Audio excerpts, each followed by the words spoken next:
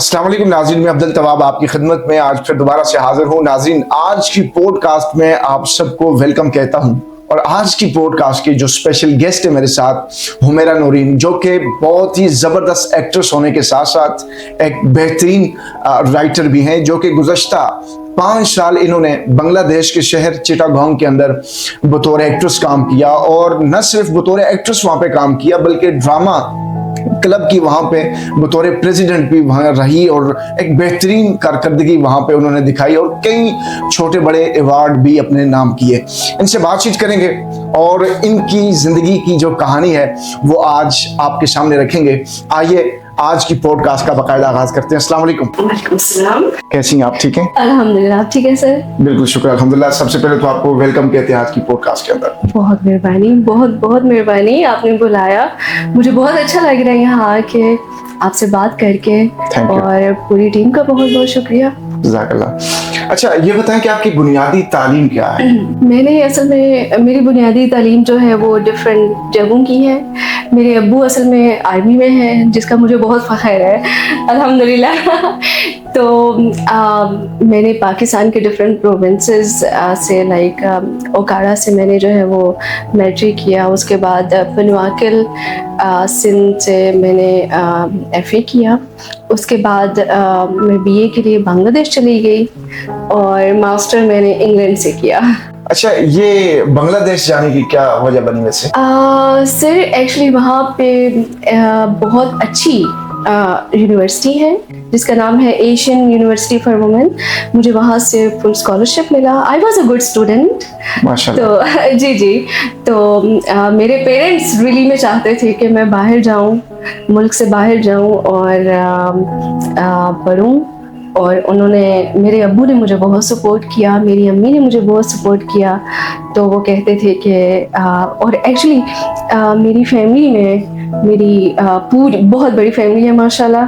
तो कोई भी लड़की इतना पढ़ी लिखी नहीं थी और जैसे कि आप जानते हैं एक छोटे से शहर में रह के दूसरे शहर में जाके पढ़ना भी बड़ा मुश्किल होता है। ऐसे ही, नो डाउट। तो एक दूसरे मुल्क में जाके पढ़ना तो it was like impossible thing. तो मेरे अम्मी अबू चाहते थे कि मैं बाहर जाऊं, पढ़ूं, उनका नाम रोशन करूं माशाल्लाह। तो अल्हम्दुलिल्लाह। हाँ, ये बताएं कि आपने बहुत सारी फील्ड थी उस वक्त जब आपने एक्टिंग स्टार्ट की, तो आपने एक्टिंग को चूज क्यों किया? आपने इस फील्ड को क्यों चूज किया? सर ये मेरा पैशन रहा है।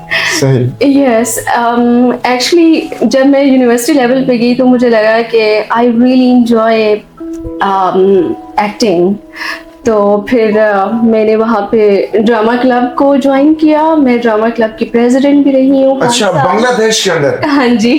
क्या बात है। जी हाँ, तो वहाँ पे मैं प्रेसिडेंट भी थी और फिर मैं खुद मैंने एक्टिंग भी की।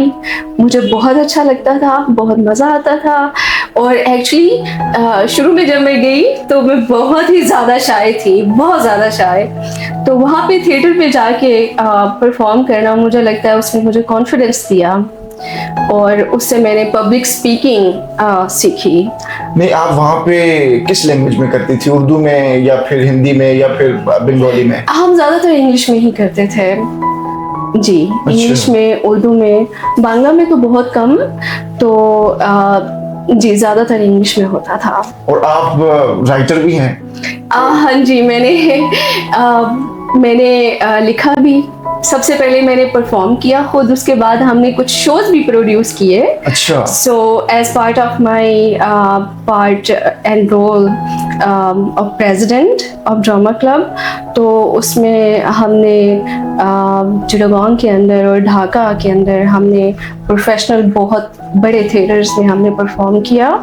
तो उसमें एक दो प्ले जो है वो मैंने अपनी यूनिवर्सिटी के अंदर और बाहर भी जो है वो हमने प्रोड्यूस किए थे। तो अच्छा, मैं आपसे ये पूछना चाहूँगा कि जैसे कि मुख्तलिफ शोबे जाते हैं, हर शोबे का एक मोस्ट फेमस या एक अच्छी पर्सनैलिटी होती है, लोग जिसको फॉलो करते हैं, तो आप एक्टिंग में किसको फॉलो करती हैं? सर पाकिस्तान में डेफिनेटली माशाल्लाह बहुत बड़े नाम हैं। और जैसे कि हम थोड़ी देर पहले डिस्कस कर रहे थे कि हर कोई इन रियल लाइफ एक्टर ही है। सही। तो बहुत दफ़ा एक्चुअली ये चीज़ स्पेशली वेस्ट में बहुत कॉमन है कि हम किसी के साथ बैठते हैं एंड दिस इज़ कल्चर। तो उनसे मिलके हमें खुशी ना भी हुई हो तो हम कहते हैं it is really nice to meet you. तो दिस इज़ ट्रू एक्चुअली, हर कोई एक्टिंग ही कर रहा होता है वन वे और दी अदर। तो बाकी ये कि on the stage in front of the screen I think मैं माहिरा खान को बहुत पसंद करती हूँ, वो बहुत अच्छी एक्ट्रेस है। और उसके बाद मुझे शाहरुख खान भी बहुत पसंद है, he is very inspirational figure. तो मैं उनकी तरह नाम बनाना चाहती हूँ, अच्छा काम करना चाहती हूँ इफ़ गिवन अपॉर्चुनिटी। सही।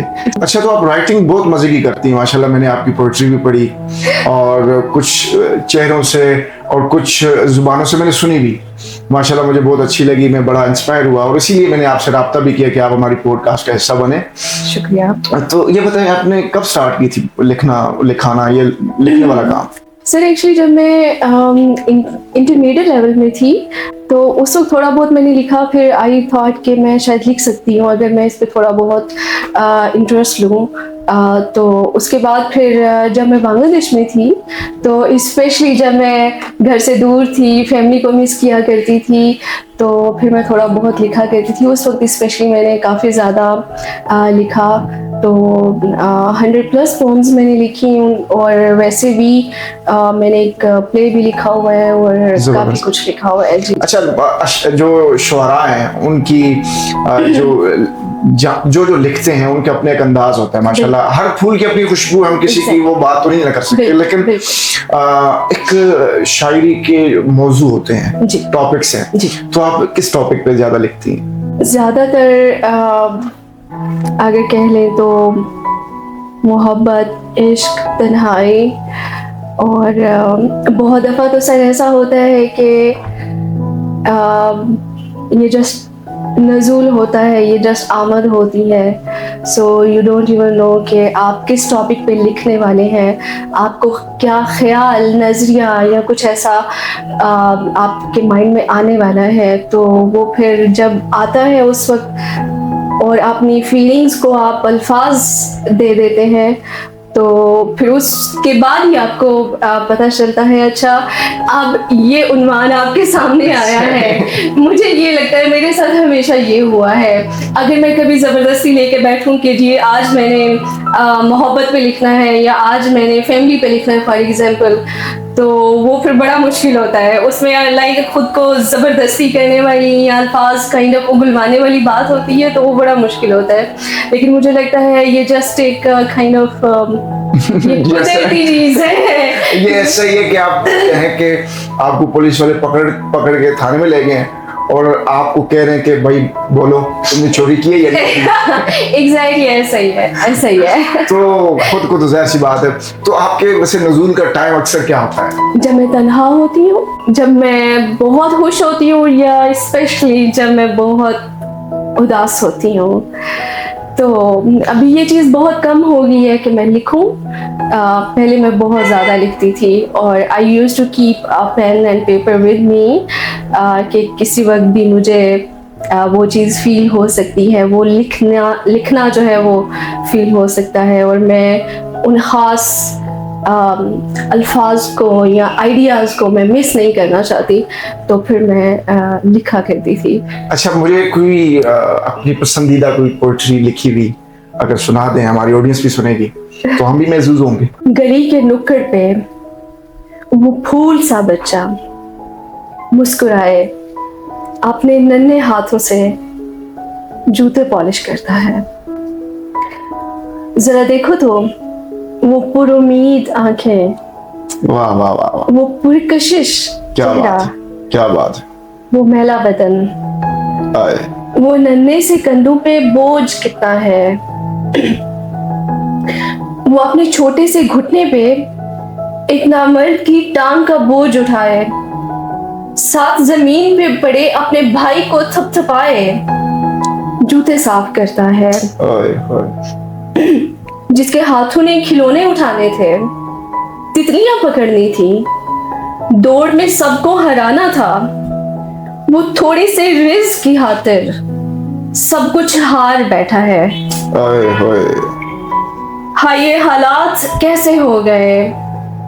हमारा प्यारा मुस्तकबिल कैसे ऐसा हो गया? ये कमजोर सा चिराग, जरा सोचो तो, एक पल के लिए सोचो तो। तुम होते, अगर तुम्हारा होता तो फिर भी किरदार ये हमारा होता। ओए। और कुछ नहीं, और कुछ नहीं तो कर प्यार तो सकते हैं।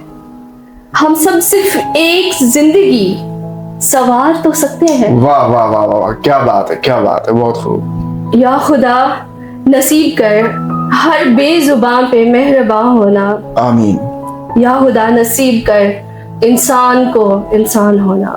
वाह वाह वाह वाह, क्या बात है, क्या बात है, बहुत खूब। अच्छा, आपका शोबा एक्टिंग का रहा, राइटिंग का रहा, उसके अलावा आप अपने अलावा मखलूक के लिए क्या सोचती हैं, दुनिया के लिए क्या करना चाहती हैं? जिसे मैं चाहती हूँ कि मेरी ज़ात से किसी को फ़ायदा हो। मैं जहाँ पे रह रही हूँ, जहाँ काम कर रही हूँ, किसी तरह से भी, भले वो फाइनेंशियली हो, किसी तरह से भी। और वैसे अगर एक मुझे प्लेटफॉर्म दिया जाए तो आई थिंक उससे बढ़कर तो कोई बात नहीं हो सकती। किस तरह का प्लेटफॉर्म चाहती हैं, क्या सोचती हैं? सर, मैं अभी जैसे कि जब से मैं इस्लामाबाद में रह रही हूँ, एक पर्सनालिटी का नाम मैं बहुत दफ़ा सुन चुकी हूँ, चौधरी शफीकुर रहमान बड़ाइट साहब। पहले तो मुझे लगता था कि जस्ट वो बातें हैं, लेकिन मैंने इतना कुछ सुना है, इतना कुछ देखा है, और ये सिर्फ बातें नहीं है।